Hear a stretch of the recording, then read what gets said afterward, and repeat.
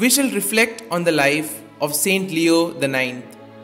Born on the 21st of June 1002 into an aristocratic family at Alsace, France, the good Bruno was closely related to Emperor Conrad II.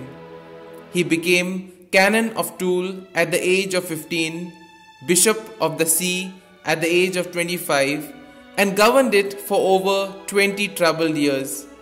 While on a pilgrimage to Rome, he reluctantly accepted the papal dignity as Leo IX when, on the 12th of February 1049, the Romans enthusiastically acclaimed him as their choice to succeed the German Damasus II. In the short period of 5 years that his reign lasted, he showed himself to be the first great medieval reforming pope. His repeated travels across the Alps to Germany and France and back down into southern Italy, then being sorely harassed by the Normans, earned him the title of Peregrinus Apostolicus, that is, the Apostolic Pilgrim.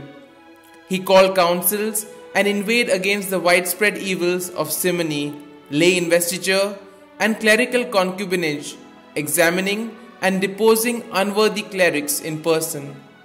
Among the advisers whom he brought to Rome was Hildebrand, the future Pope Gregory VII, whose zeal astonished all Europe.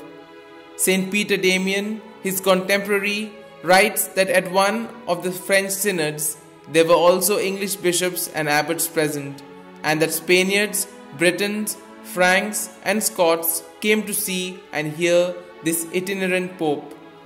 During Leo's pontificate, King Macbeth of Scotland visited Rome. The heresy of Berengarius, that is, the denial of transubstantiation, was condemned. The first native bishop of Ireland was consecrated, and Bremen was made an archbishopric with the control over the church in Scandinavia, Greenland, and Iceland.